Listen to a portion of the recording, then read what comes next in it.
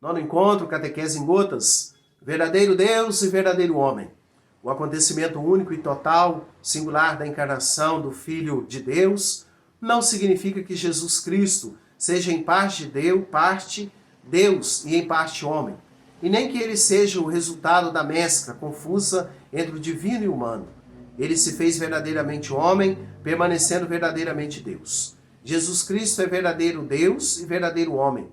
A Igreja teve de defender e classificar essa verdade e fé no decurso dos primeiros séculos, diante das heresias que o falsificavam.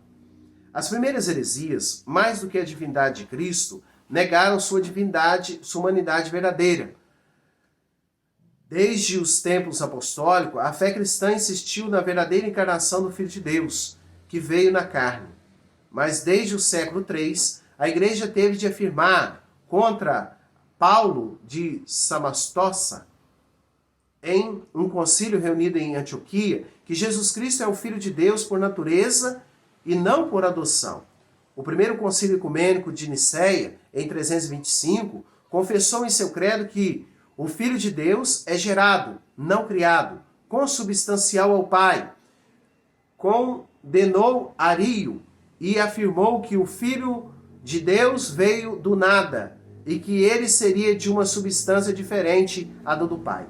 A heresia nestoriana via em Cristo uma pessoa humana, unida à pessoa divina do Filho de Deus. Diante dela, São Cirilo de Alexandria e o terceiro concílio ecumênico, reunido em Éfeso em 431, confessaram que o Verbo, unido a si em sua pessoa, uma carne animada por uma alma racional, se tornou homem.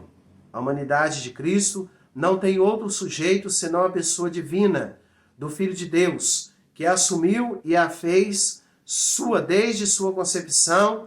Por isso o concílio de Éfeso proclamou em 431 que Maria se tornou de verdade mãe de Deus pela concepção humana do Filho de Deus e em seu seio.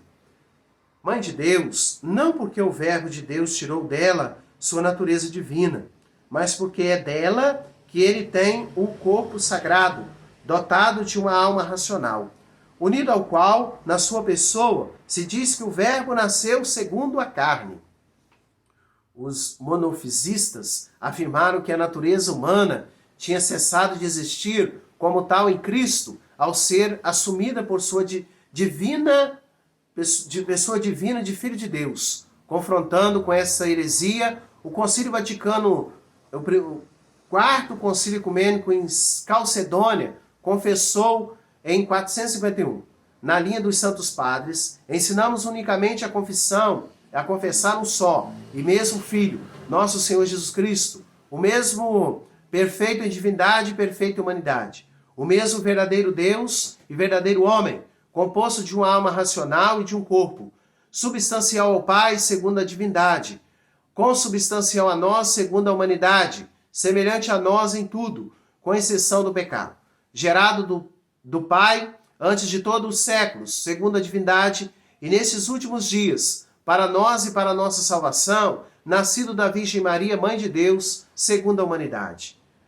Um só e mesmo Cristo, Senhor, Filho único, que devemos reconhecer duas naturezas, sem fusão, sem mudanças, sem divisão, sem separação. A diferença das naturezas não é de modo algum suprimida por sua união, mas antes as propriedades de cada um são salvaguardadas e resumidas em uma só pessoa e uma só hipótese. Até o próximo encontro. Deus abençoe. Em nome do Pai, do Filho e do Espírito Santo. Amém.